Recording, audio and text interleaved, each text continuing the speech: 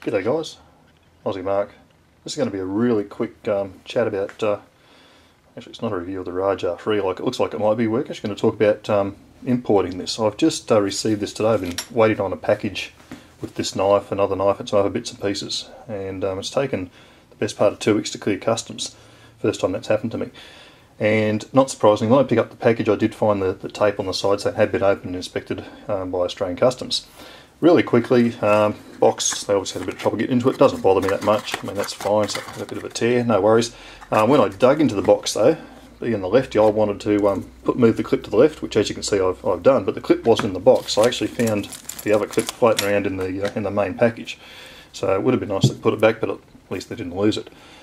What I really wanted to talk about was there was also stuffed in the package this printout. Now, I know you guys can't read this, but well, at least I'll try to. It talks here about bladed weapons, cold steel. And you can see there it's got the model name, classification, and it's classified as a flick knife. And what it says down here is, in the description, this knife can be opened with centrifugal force and is therefore a flick knife under item 19 of Schedule 2 of the regulations. I thought that was a little bit interesting.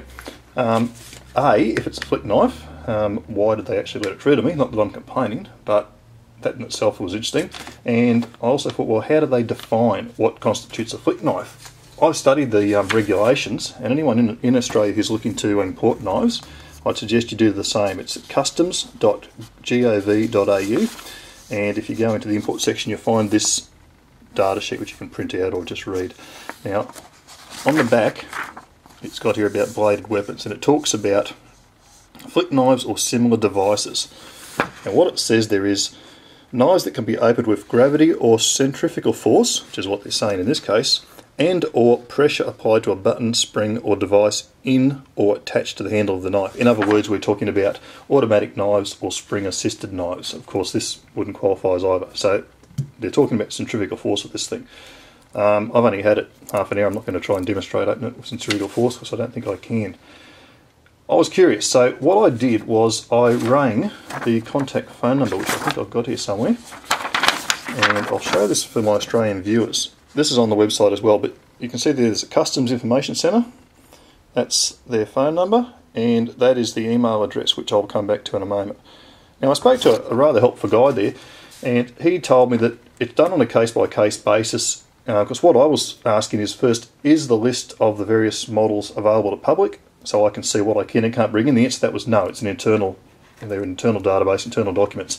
However, he said I could email to that address, which I'll just flash up again, information@customs.gov.au. I'll put it center screen so you can actually see it.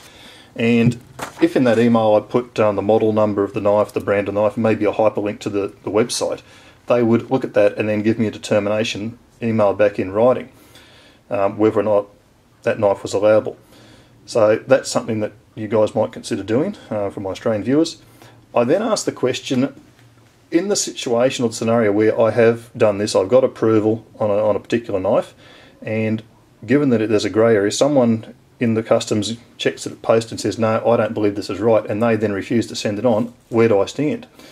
His advice to me was, because I've got the prior approval, that I would put in a submission of that knife, he said should be released. Didn't guarantee it would be, but he said it should be released to me.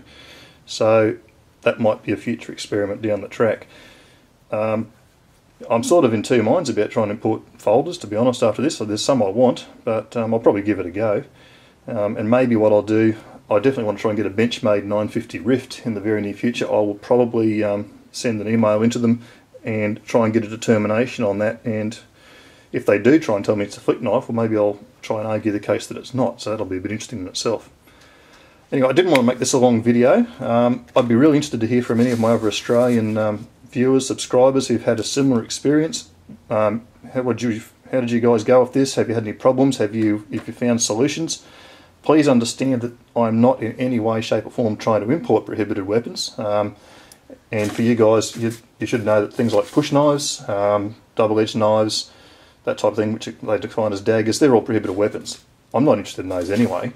So I'm not trying to find a way around the regulations. I'm just looking for a way to, I guess, streamline the process or make sure I don't have any drama. So I'd really like to hear some responses of how you guys have got on. Anyway, thanks for watching. A review of this knife down the track when I've had a bit more experience with it. Bye for now.